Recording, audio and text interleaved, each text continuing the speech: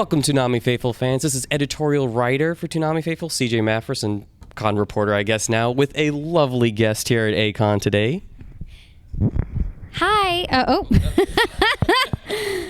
We're sharing a mic. It's awesome. It's okay. It's all going to be okay. I'm Jad Saxton. I'm a voice actor and an ADR director for Funimation, and happy to be here. We're very happy that you're here with us and able to give us some of your time. I wanted to start off with the big news about Toonami reaching 20 years now. Mm-hmm. What goes through your mind thinking about the accomplishment it took for them to reach that longevity of playing anime pretty much for all kinds of anime fans through the country? I mean, I feel like there's so many fans. I don't know why they wouldn't. You know what I mean? Like, it seems silly to me. I mean, I think it's, any sort of like milestone like that is important and really cool, especially knowing that it took a while to that kind of make its way to the mainstream, I guess you could say. But I feel like once it did, like, it's just bound to keep going. Like, it's so popular. Like, I feel like I meet more and more fans every year, and like more and more people that I think like, oh, you like anime too? Like, it's just always surprising. There's a lot of love out there for the genre. It seems to be continuing to pick up steam too, which is nice. Yeah. So you've been on, your voice has been on Toonami quite a few different shows, which I'm sure must feel really cool. One that I actually really, really enjoyed, maybe not to the extent of some other shows, but one that I really like was Dimension W. Mm-hmm. I honestly feel like your voice, or Mira, was made for your voice, the way her design works and things like that. It was almost like too perfect in a way, and I was curious how you thought not only getting the chance to voice Mira in Dimension W, but the whole process, considering it was one of the first like SimulDubs to actually get on the block, which could be a new direction that Toonami might be going into.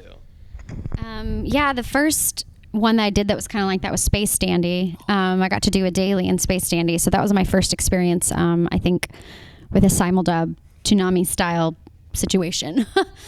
But Mira was really, really special, and when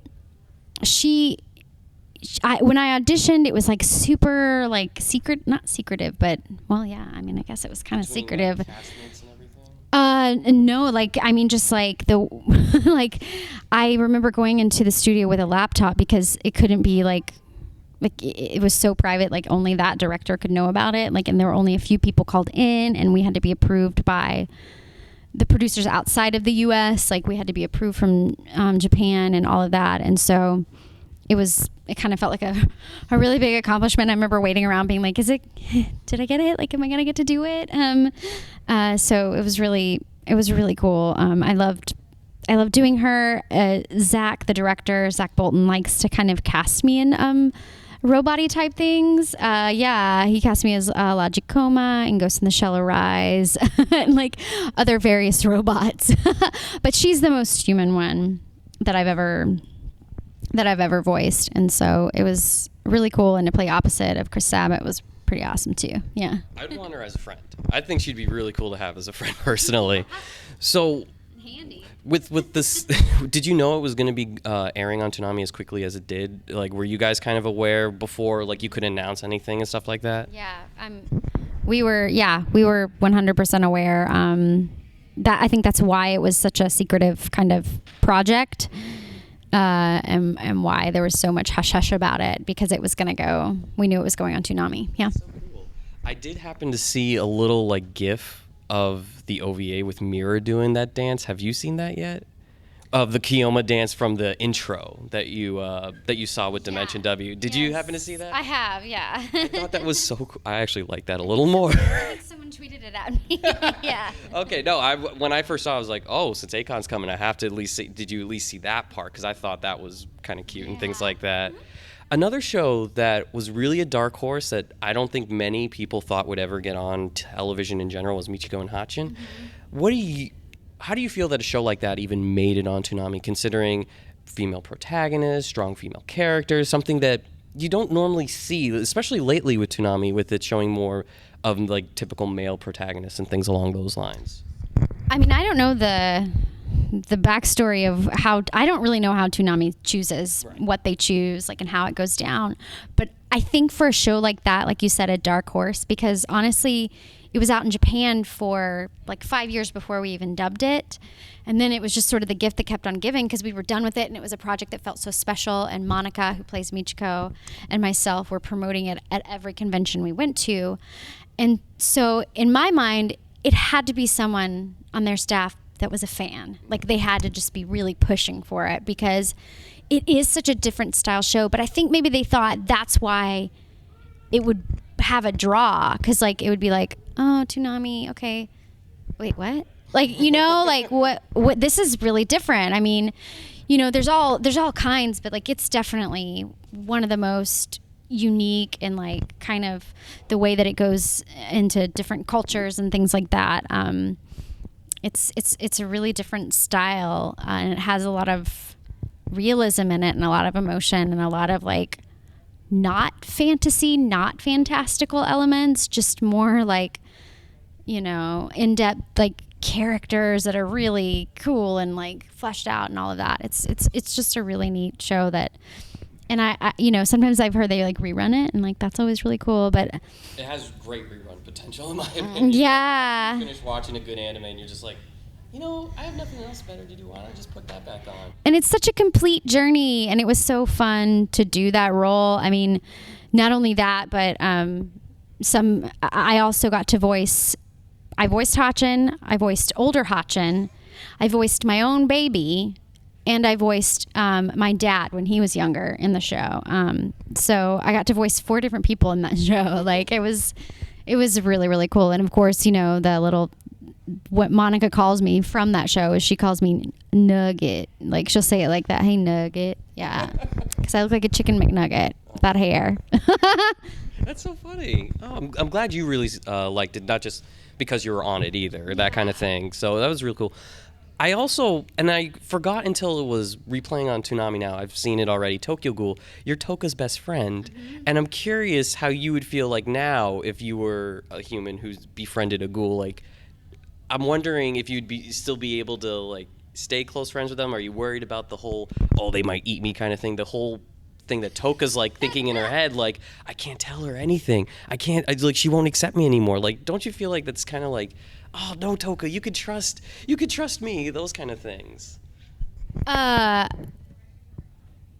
me as Jade? Both. Oh. Both your character and yourself. I mean, if it were my actual best friend, like in real life, like I would do anything for her, you know? So, I kind of don't know, like in the show, you know, I feel like she's,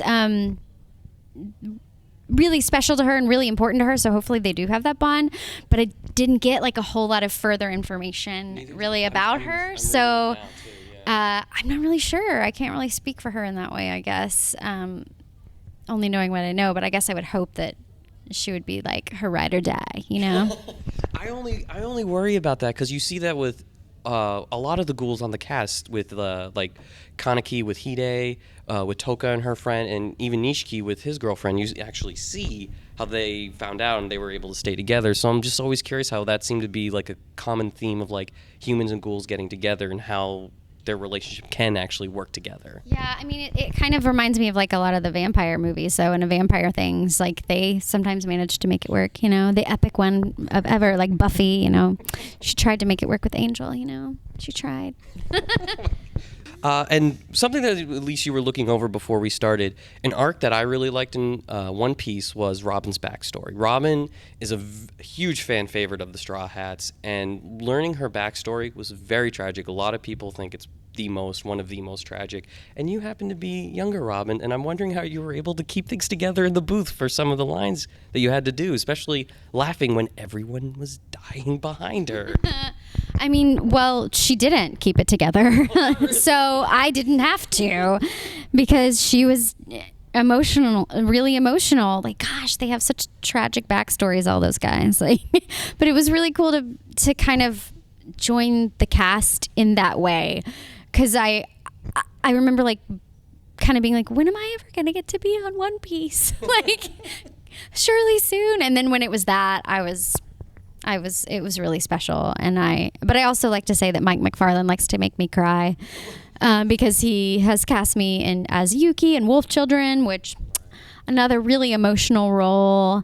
And then I also did Bloodseed: The Last Dark with him as a really emotional role in that. So it was just par for the course. But I loved playing opposite of the big giant, the daddy she giant, like doing all of that, like was really special. And then of course, like with Stephanie playing my mom, you know, she played like her own mom.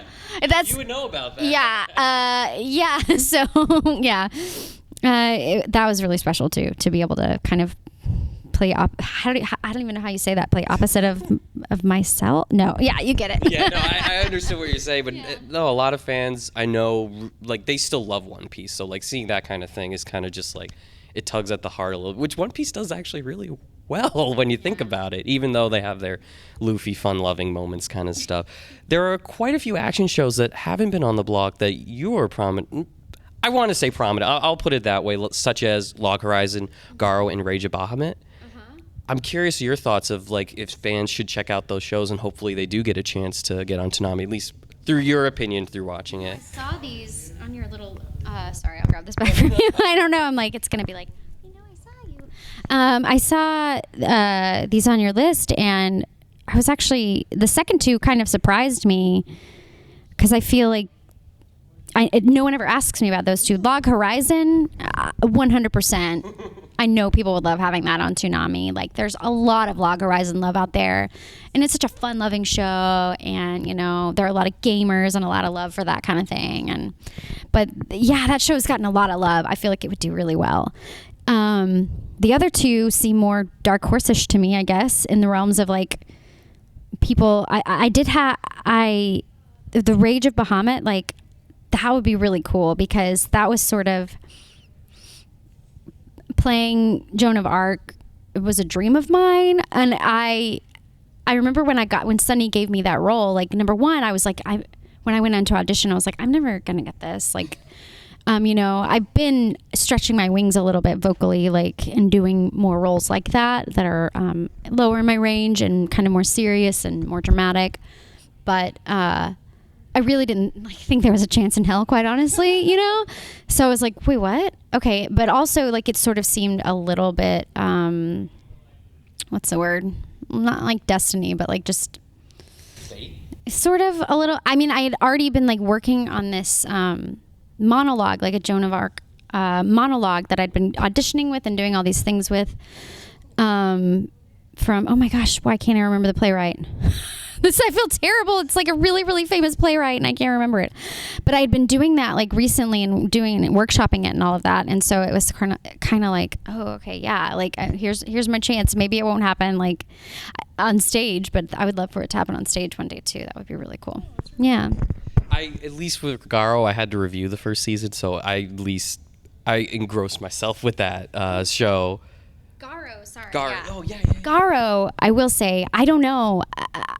You know, I feel like all three of these shows, like, people would give it a chance, and the other two, I don't know, like, has there ever been a show on Toonami where people were like, why is this on here? Yes. Okay, I guess I don't know what those are, because these three all seem like, especially Log Horizon for sure, but the other two definitely, I think people would be like intrigued and interested, and like, but they're definitely more kind of adult, like serious and stuff. And I loved Jimena because that was one of the most real like love scenes I've ever had. Because normally when you're doing an anime, like, and you do any kind of kissing, it's just like you're making just weird little noises. But that was like a real, like, we're about to get it on kind of love scene, like real. And it was also sweet and like heartfelt and like, yeah. I mean, like, you know, that was really special. Oh, good. No, I really enjoyed it, clearly, with how I reviewed it and things like that. I thought you did a great job as well. With all the SimulDubs, whether you're in or directing, which one has been your favorite so far? Personally, for me, Interviews with Monster Girls. I loved that show almost too much, I think. It was great how the show didn't turn in as harem-y as some people thought it would, and it was one of the more sweetest things that honestly I've seen for slice of life stuff. So I'm curious if you have, it could be that, it could be anything, it could be Love Tyrant that you're working on right now. I'm just curious if there's one that's really standing out right now. I mean, Interviews with Monster Girls was so special to me. I mean, I'm a very new director, and to get that show and for it to end up being like this kind of like innocent little like insulated, really special like thing where like you really can gravitate to a certain character and like relate to them, and it's just so sweet. And like you say, it doesn't kind of go in any weird direction, which, you know, all those are fine too, but I mean, it sort of protects the characters a little bit, you know, and that's kind of what that show is a little bit about, is, you know, protecting, well, those that can be discriminated against, I guess I'd say. Right. And just, you know, learning about them and like relating, you know, it's sort of a metaphor for that kind of stuff, I would think. And then a lot of people have said that to me in one way or the other. So, I mean, that was really, really special to kind of be at the helm for that. And I just loved all the actors that I got. Did you pick who voiced who in that? Yeah. When you're a director, at least at Funimation, you cast your shows. Yeah. So I feel your choice of Hikari was almost spot on, personally. I mean, come on. Yeah. And honestly, I really didn't know Bryn, so it was a bit of a gamble on my end. But I mean, because I'm so new, I reach out to other directors, and I think the director I reached out to on that one to just kind of check in and say, hey, do you think, I know energy wise she can do it and vocally she can do it, but I needed to make sure she had the comedic chops. So I checked in with Mike McFarlane, and he was like, yeah, she's amazing. And then like she came in and killed it, and I was just, yeah, she's so funny. Like, she kills all those moments. She's great. She reminds me of how I was in high school, personally. Just like I was very fun-loving with teachers as well, especially the ones that were cool. Yeah, one question that I definitely wanted to get to before you have to, she's very busy, everyone, is you have some of the most colorful lines that I hear in anime that leave me in stitches, leave my brother behind the camera in stitches, that we absolutely find hilarious. I don't know if it's your delivery, the voice, whatever it is. Shows like what you've said in Tokyo Ravens, Is This a Zombie, and Haganai, I've honestly just lose it laughing, and I'm just curious why it seems to be that you seem to be getting these types of lines more than anyone I can think of. I don't know. Maybe they're just like standing out in your mind, because I feel like other girls have to say some crazy stuff too, but I don't know. I think sometimes I do get roles like that, and hopefully it is a combination of, you know, my delivery and my vocal quality, and compared with the animation that's making it, leaving you in stitches, like you say. I mean, I just show up, and that is there. Sometimes, like Hog and I, for example, I think it was season 2, sometimes it is sort of a, all right, you're going to say this, Jade, sort of thing. It's not just this is already there. This is kind of written for the character. And Joel wrote something very colorful for me when we got the final animation in for something, and we needed to add more words. And he was just like, and I kind of have to applaud his just really quick writing talents and writing a bunch of dirty stuff for me to say. He's like, all right, we'll say this, go. I was like, what? So yeah, I mean, you know, and every once in a while I'll bring a little bit of a different flavor or ask to change a word here and there if I, you know, think it would have a you know, be more like the style of the character. But I mean, I'm game for that stuff generally. Like, I think that stuff's funny. I mean, you don't get to say that in real life, so why not? I liked your Is This a Zombie line where you were talking to the camera. And so you were pulling that famous movie line, like no one else talking to, with Austin when he was talking, and the whole thing. And you were given like that whole, I forget what movie it is. I'm sure my brother knows, 'cause he knows almost every movie. But it's just sort of, it's like, there's no one else here, but you have to be talking to someone. And it's just, I don't know why. I kind of laughed at that. And finally, is there anything you would like to tell fans to check out? Something new that you're doing or anything like that? Right now, I'm currently ADR directing The Silver Guardian. It's a little tiny short. It's only like 13-minute episodes, so it'd be real quick to kind of catch up on, and it's kind of a fun one. And then I'm also, speaking of Austin Tyndall, we're back at it again. The magic's happening again, folks, in Love Tyrant, which is currently streaming. We play opposite each other in kind of a little bit of a similar dynamic, a little bit different. As Guri, I play Guri in Love Tyrant, and he plays Seiji. And if you like Is This a Zombie, you will love Tyrant.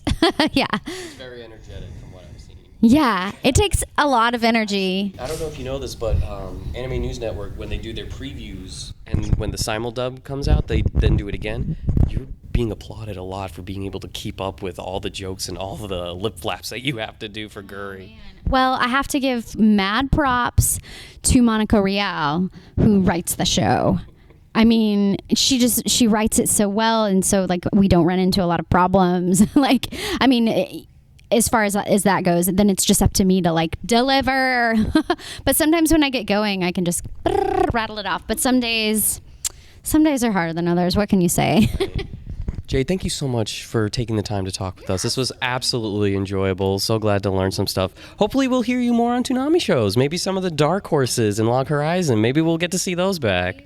Yeah, absolutely. Thank you so much for watching this. I guess Toonami Faithful is a Twitter account, yeah? Toonami News, yeah. Toonami News. And then if you want to find me on Twitter, I'm at JADBSAXTON, Jade B. Saxton.